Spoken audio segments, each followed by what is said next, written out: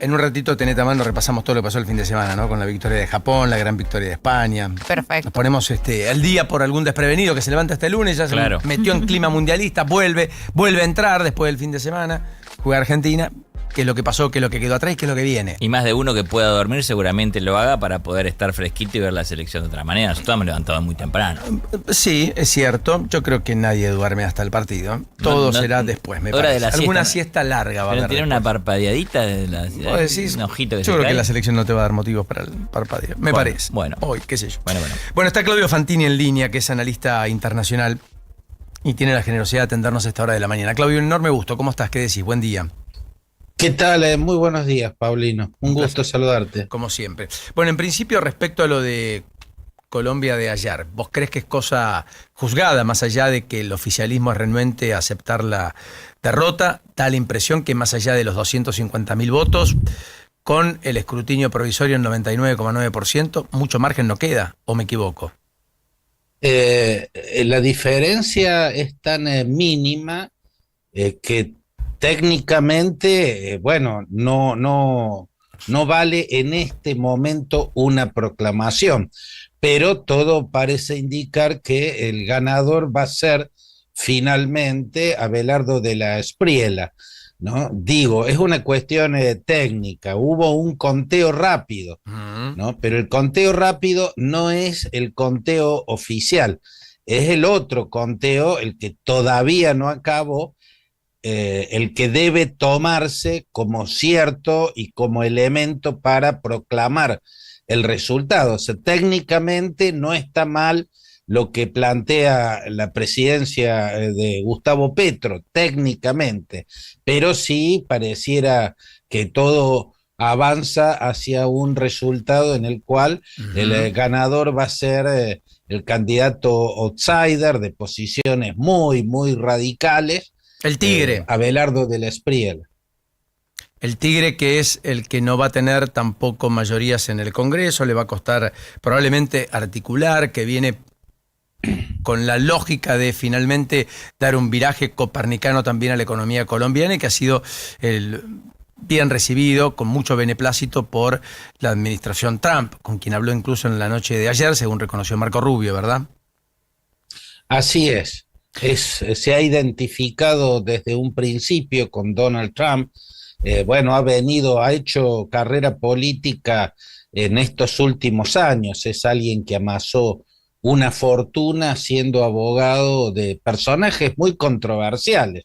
Fue el abogado que defendió a Alex Saab, que era el testaferro de Nicolás Maduro. Ni más ni menos. Fue abogado de personajes que hicieron estafas piramidales en Colombia, que llevaron a la bancarrota a cientos de miles de personas. O sea, como abogado amasó una fortuna de una forma controversial, sino, la cuestión es que desde esa fortuna a último momento, un poco impulsado por esta ola de los outsiders, que con posiciones muy, muy radicalizadas, ganan el centro del escenario, al que ocupan con un histrionismo muy particular.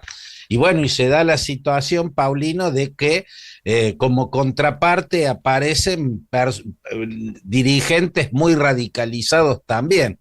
Iván Cepeda es una suerte de izquierdista de manual, ¿no? También sumamente ideológico, sus discursos son sumamente ideológicos. O sea, no Tabaré Vázquez ni Boric, por poner solo algunos ejemplos de la región, ni Lula.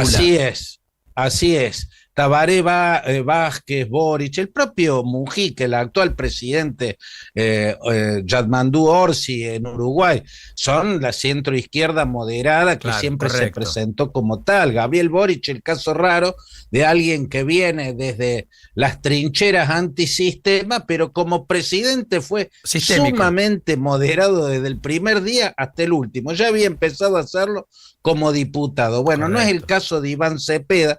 Su propuesta era de centro, como de hecho lo fue el gobierno de Gustavo Petro. No fue un gobierno de extrema izquierda ni nada que se le parezca. El fracaso de Petro estuvo en el caso de la de la paz total, como la llamó él, que era su intento como carta fuerte de su gobierno, de terminar absolutamente con las guerrillas mediante acuerdos de paz. Bueno, se burlaron de eso, la guerrilla del Ejército de Liberación Nacional, el ELN, y las disidencias de la FARC, que todavía están en armas. Eso lo debilitó mucho. También que su economía es deficitaria, mejoró mucho la situación económica de clases medias bajas y clases bajas.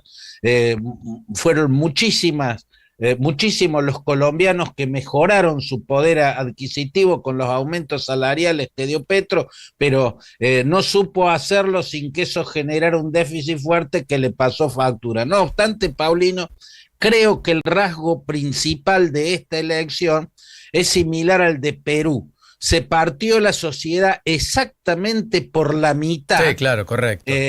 Votando a dos personajes sumamente ideologizados. En el caso de Perú, Keiko Fujimori y Roberto Sánchez, que también era un izquierdista de manual, casi una caricatura de izquierdista. Iván Cepeda no está muy lejos de eso, y De la Espriella es un personaje también.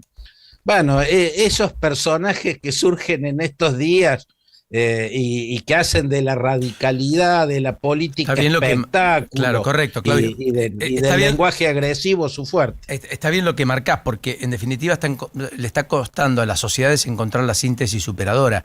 Está poniéndose frente a los extremos y optando entre extremos. Y por lo tanto, es como que está despreciando el centro. Las sociedades están despreciando el centro. Buscan en la derecha dura y en la izquierda dura. Buscan en las posiciones ideologizadas con discursos generadores de grieta. Eso es Iván Cepeda y eso es De la Espriella. Lo raro de la Espriella es que le sea rentable electoralmente adherir de esa forma que adhiere a Donald Trump, porque la verdad es que en estos últimos meses no hay muchas razones que justifiquen que todavía haya derechas trumpistas. El cuestionamiento que le están haciendo en Estados Unidos, hasta en sus mismas bases del movimiento MAGA y en el Partido Republicano, por el resultado desastroso en el que desembocó la guerra contra Irán, bueno, es como que muestra llamativo. La imagen de Trump en caída total, incluso en las vertientes más conservadoras, que eran las que más lo apoyaban. Bueno, pero a De la Espriella todavía le alcanzó y le dio rentabilidad política esa adhesión. Para no despedirte sin preguntarte lo obvio, ¿estamos en una nueva especie de impas en el conflicto de Medio Oriente, o crees que lo de los mediadores de ayer, Pakistán y Qatar, informando que Washington y Teherán acordaron crear una célula de desescalada para abordar el combate en el Líbano, incluyendo al Líbano en la mesa de negociación que no estaba, etcétera, es comprar tiempo frente a lo que eventualmente era un acuerdo que estaba a punto de ser firmado el viernes, que nunca ocurrió, ni siquiera ocurrió el domingo, y con un Irán que se había retirado de las mesas de negociaciones por la avanzada israelí en el Líbano y por las declaraciones de Trump del fin de semana, una vez más empiojando un acuerdo que además, creo, no tiene uniformidad de posiciones dentro del propio régimen iraní. Así es, en el régimen iraní hay dos alas. Una podríamos decirle el ala política que encabeza Pezeshkian. Masud Pezeshkian es el presidente, y en el que está de algún modo, más tibiamente, Khaled Khalibaf, que es el titular del Majlis, ¿no es cierto?, el Parlamento.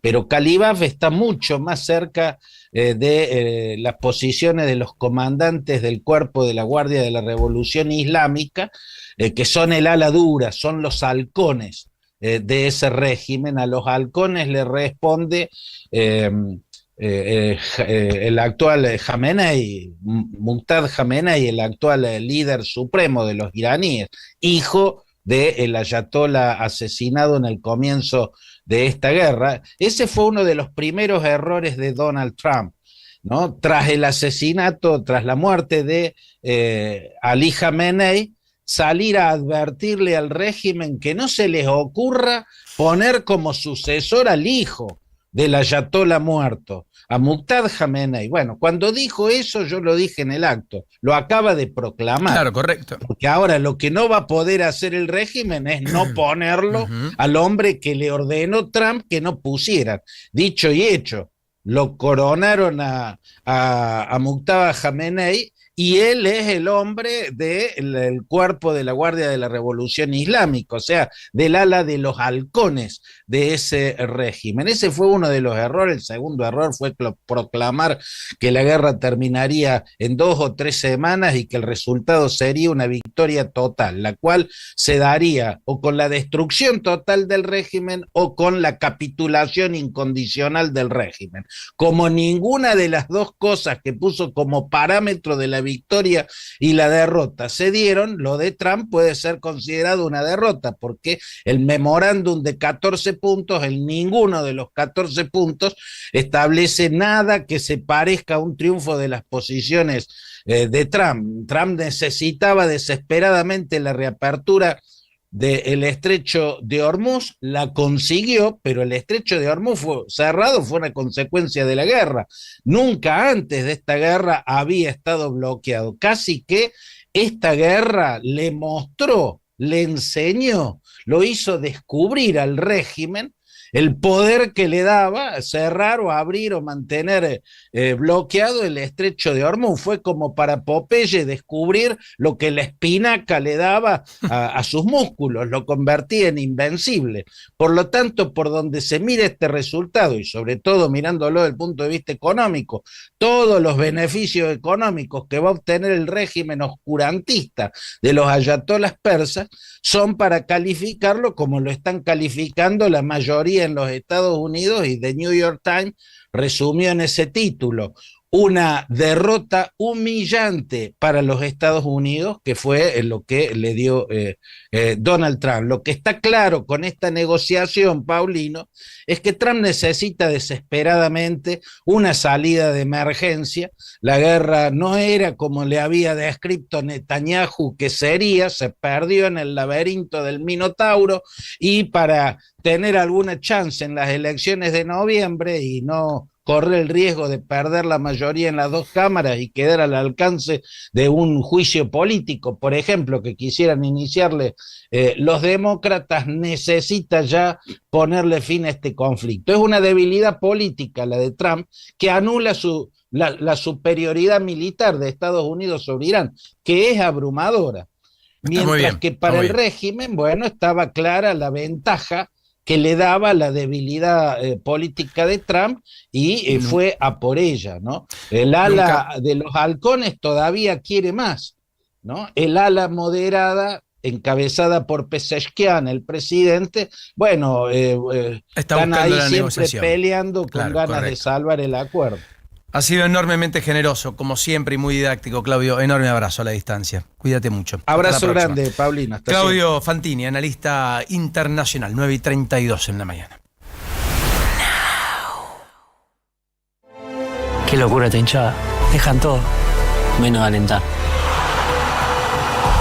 Los hinchas llenan de energía a los jugadores. Los jugadores llenan de energía a los hinchas. YPF, Energía Argentina. Extra Gas, la empresa familiar que desde hace más de 35 años llega con la mejor energía a todo el país. Una empresa de la que vos también sos parte. Porque confías en nuestra calidad y seguridad, elegís nuestras garrafas de color lila. Sabés que respondemos y que llegamos a donde sea, cuando sea. En tu casa o empresa, querés a alguien cercano, que te entienda, alguien que te dé algo extra. Más que gas. Extra Gas. El sabor que te acompaña es Café Bantú. El aroma en la mañana de Café Bantú. Bantú. La batería es Williard. Mi batería es Williard. Hoy se trata de comprar bien. Para mi casa, Grifería Aqualaf.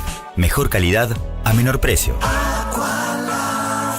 Llega el Mundial y vuelven los rituales para ganar, pero siempre se necesita una manito más de arriba. Y si bien tenemos buena ayuda, muchos de los santos tienen otros colores. Por eso este año vamos a pedirle a uno, pero argentino, al santo brochero, un santo